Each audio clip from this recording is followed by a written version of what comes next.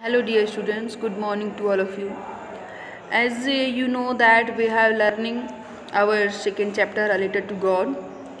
इस कड़ी में हमने 4 पैरा पढ़ लिया था, 5 पैरा थोड़ा बहुत पढ़ा था और हमने 5 वीडियो देख लिया था। अगर आपने वो वीडियो इसके पहले वाला वीडियो नहीं देखा है तो आप प्लेलिस्ट में जाकर वो वीडियो देख सकते हैं, क्योंकि इसके पहले का अगर नहीं देखेंगे तो आपको समझ में नहीं आएगा। ठीक है, आइए आज हम अपना स्टार्ट करते हैं। 5वां से एक बार थोड़ा सा रिवाइज कर लें, फिर आगे बढ़ते हैं।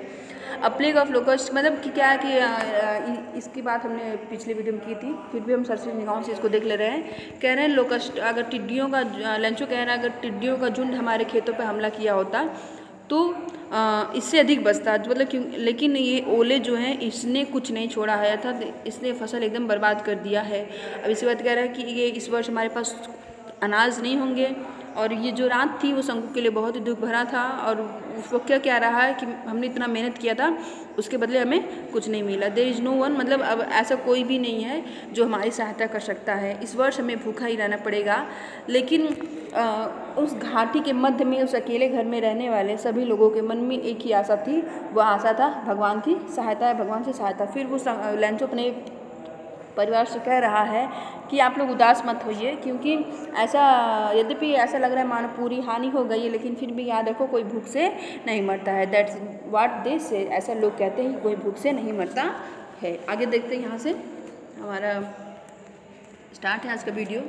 ऑल थ्रू द नाइट, पूरी रात Lencho thought only of his one hope. पूरी रात लेंचो अपने केवल एक ही आशा के बारे में सोचता रहा और वो आशा थी द हेल्प ऑफ गॉड, वो आशा थी भगवान की सहायता।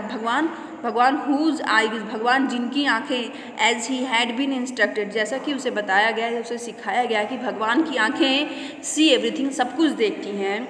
Even what is deep in one's conscious, यद्यपि यहाँ तक कि किसी व्यक्ति के अंतःकरण की गहराइयों में भी कुछ कोई बातें होती है उसको भी भगवान देख लेते हैं, सुन लेते हैं, समझ लेते हैं। ठीक है, तो वो लेंचो पूरी रात यही सोचता रहा, अपने अकेली एक आशा के बारे में सोचता रहा कि भगवान से सहायता के बारे में सोचता रहा, क्योंकि उससे जैसा कि बताया गया है, सिखाया गया बचपन से कि भगवान की आंखें सब कुछ देखती हैं, भगवान सब कुछ देखते हैं। यद्यपि यहाँ तक भी देख लेते भगवान कि एक व्यक्ति के मन में क्या बातें चल रही है। कॉन्शियस मतलब होता है चेतना, यहाँ पे अंतरात्मा से लिया गया। ठीक है, गहराई, अंतरात्मा की गहराइयों में क्या है उसे भी भगवान जान लेते हैं।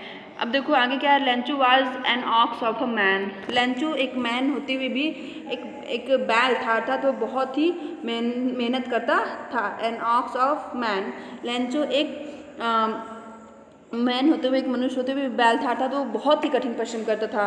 Working like an animal in a field, वो अपने खेतों में जानवरों की भांति काम करता था। बट स्टिल, वो बहुत ही काम करता था, मेहनत करता था, लेकिन वो फिर भी बट स्टिल ही न्यू, लेकिन वह जानता था, क्या जानता था, हाउ टू राइट, कि कैसे लिखा जाता है। लेकिन वह लिखना जानता था, यदि वह खेतों में बहुत मेहनत करता था फिर भी वह यह जानता था कि कैसे लिखा जाता है। न्यू हाउ टू राइट, कैसे लिखा जाता है। द फॉलोइंग संडे, अगली सुबह, एट डे ब्रेक मतलब सुबह ही भोर में, ही बिगेन टू देखिए फिर आ गया बिगेन टू, मतलब बिगेन टू का यूज़ होता है लगा के लिए। ही बिगेन टू राइट, वह लिखने लगा, सुबह ही वह लिखने लगा क्या, लेटर विच ही हिमसेल्फ, जिसे वह स्वयं ही वुड कैरी टू टाउन, जिसे स्वयं ही वह शहर ले जाएगा। And place in the mail, और पत्र पेटिका में उसे डालेगा। ठीक है, एक बार फिर से रिवाइज कर ले रहे हैं। पूरी रात लेंचो अपने एक ही आशा के बारे में सोचता रहा, वह आशा थी भगवान से सहायता।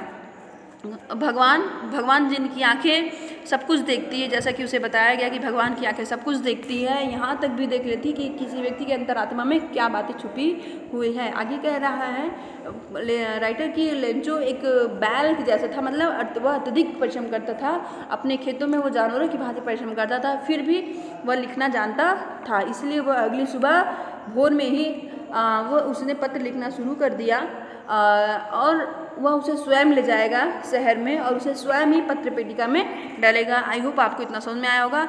आइए अब हम आगे देखते हैं। गॉड, उसने लेटर में क्या लिखा, गॉड, ईश्वर। ठीक है, ही रोट, उसने लिखा ईश्वर, हे प्रभु, if you don't help me, अगर आप मेरी सहायता नहीं करेंगे करेंगे, अगर आप मेरी सहायता नहीं करते हैं, my family and I will go hungry this year, मेरा परिवार और मैं इस वर्ष भूखे ही रहेंगे। उस पत्र में उसने क्या लिखा है, ईश्वर अगर आप हमारी सहायता नहीं करेंगे, अगर आप हमारी सहायता नहीं करेंगे तो मेरा परिवार और मैं इस वर्ष भूखे ही रहेंगे। आई नीड 100 पीजोज, आई नीड 100 पीजोज। पीजोज एक पैसा होता है जो अमेरिका और फिलीपींस में यूज़ होता है, ठीक है। तो उसे कितने पैसों की आवश्यकता होती है, तो कह रहा है I need 100 pesos in order to sow मतलब बुआई करना। माई फील्ड अगेन, कह रहा है मुझे अपने खेतों को फिर से बोने के लिए, मुझे अपने खेतों को फिर से बोने के लिए, in order to sow my field again, इन अपने खेतों को फिर से बोने के लिए, फिर से बीज डालने के लिए, एंड और टू लिव अंटिल, और तब तक अब जीवन यापन करने के लिए जब तक द क्रॉप कम्स, अगला जो फसल जब तक ना आ जाए तब तक अपनी जीविका जीने के लिए मुझे 100 पीजोज की आवश्यकता है। आगे कह रहा है बिकॉज द हेलस्टॉर्म, क्योंकि हेलस्टॉर्म, क्योंकि जो ओले गिरे थे, ठीक है, वो पूरी बात नहीं लिख रहा है क्योंकि ओले गिरे थे, आप तो जानते ही हैं कि ओले गिरने के बाद मेरे साथ क्या हुआ। आइए इसको फिर से देखते हैं कि अब सॉरी एक लाइन मैंने छोड़ दिया, हाँ कि अगली सुबह ही उसने लेटर लिखना चालू कर दिया, लेटर लिखने लगा और वह उसे स्वयं टाउन ले जाएगा, शहर ले जाएगा और स्वयं ही उसे मेल करेगा। और अब देखिए it was nothing less than a letter to God, या भगवान के नाम पत्र से कम कुछ नहीं था, अर्थात इसके अलावा कुछ नहीं था, बस भगवान के नाम वो पत्र ही लिख रहा था। उसने उस पत्र में क्या लिखा, हे ईश्वर अगर आप मेरी सहायता नहीं करेंगे तो इस वर्ष मेरा परिवार और मैं भूखे ही रहेंगे, और मुझे मेरे खेत में फिर से बुआई करने के लिए और अगली फसल जब तक नहीं आती तब तक अपनी जीविका चलाने के लिए मुझे 100 पीजोज की आवश्यकता है, ठीक है। क्योंकि ओले ने मेरे खेत को पूरा ही नष्ट कर दिया और इस समय हमारे पास कोई भी फसल नहीं, कोई भी पैसा नहीं है, ठीक है। आई होप आपको इतना समझ में आया होगा।